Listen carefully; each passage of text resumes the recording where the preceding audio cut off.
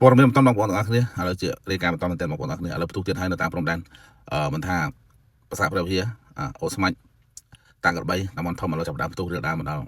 ក្រុងសំរងហើយបងប្អូនឥឡូវក្រសួងការពារជាតិក៏បានផលដែរបងប្អូនបាទសក្តីប្រកាសជាព័ត៌មានលោកជំទាវឧត្តមសេនីយ៍ឯកម៉ាឡេស៊ីជាតិអនុរដ្ឋលេខាធិការនិងជាអ្នកនាំពាក្យក្រសួងការពារជាតិនៃវិទ្យាអ្នកចក្រកម្ពុជាសូមជម្រាបជូនបងប្អូនជាសាធារណជនជាអ្នកសារព័ត៌មាននិងអន្តរជាតិជ្រាបពីស្ថានភាពនៅតាមបន្តព្រំដែនកម្ពុជាថៃនៅថ្ងៃ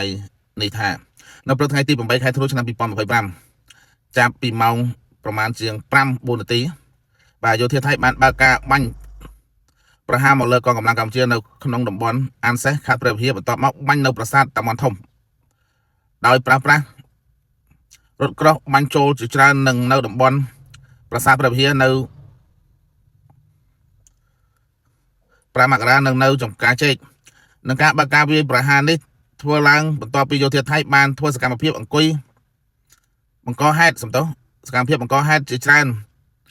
រាប់មិនអស់ច្រើនថ្ងៃមកហើយជាពិសេសឧបតិហេតុពីម្សិលមិញនៅប្រលានថ្មក្នុងចេតនាញុះញង់ដើម្បីដល់ការប៉ះទង្គិចគ្នាបាទដោយឈលលើស្មារតីគោរពរាល់កិច្ចព្រមព្រៀងដែលបានឯកភាពគ្នានឹងការដោះស្រាយចំនួនដោយសន្តិវិធីស្របតាមច្បាប់អន្តរជាតិនៅក្នុងឧបតិ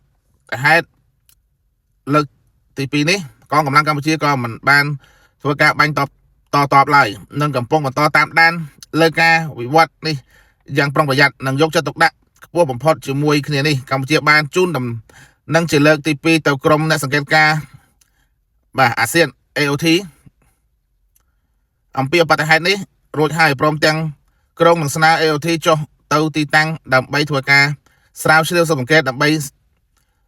ស្វែងរកការពិតនិងធានាឲ្យបាននៅតុលាភាពយុត្តិធម៌និងភាពប្រក្រតីក្រសួងការពារជាតិខ្ញុំសូមអានប៉ុណ្ណឹងបានបងប្អូនទាំងអស់គ្នាដោយសារភ្នែកខ្ញុំវាដូចតែរៀងចង់ចាញ់ភ្នែកបន្តិចសល់ទូចអញ្ចឹងខ្ញុំដឹងថាក្រសួងការពារជាតិផុសហើយអញ្ចឹងខ្ញុំសូមនិយាយតែម្ដងទៅព្រោះខ្ញុំអានព័ត៌មានត្រួសពីបងប្អូននៅក្រុងសំរងនេះតែម្ដងគឺមានការផ្ទុះអូស្មាច់មានការផ្ទុះប្លង់មួយហើយការប្រយុទ្ធគ្នានៅតាមក្របីហើយនឹងតាមមន់ធំចាប់ដើមវាយប្រហារហើយបងប្អូនអញ្ចឹងបងប្អូននៅតាមព្រំដែនបន្តព្រំដែនទាំងអស់មេតាអាចជំនះខ្លួនបាននៅពេលនេះគឺជំនះសិនបងប្អូនព្រោះស្ថានភាពនៅព្រំដែនមិនស្រួលទេបងប្អូនបាទកម្រងចាំដល់មកដល់ផ្ទះបាទយើងរៀបចំចេញនៅពេលនេះបងប្អូនណាដែលដឹងព័ត៌មានមួយចំនួនគួរតែជំនះឲ្យបានទាន់វេលាបាទអញ្ចឹងព័ត៌មានខ្ញុំចែកលេខប៉ុណ្ណេះសិនមានអ្វីផ្លែខ្ញុំនឹងជូនព័ត៌មានអាប់ដេតជូនបងប្អូនបន្តទៀតអរគុណជម្រាបលា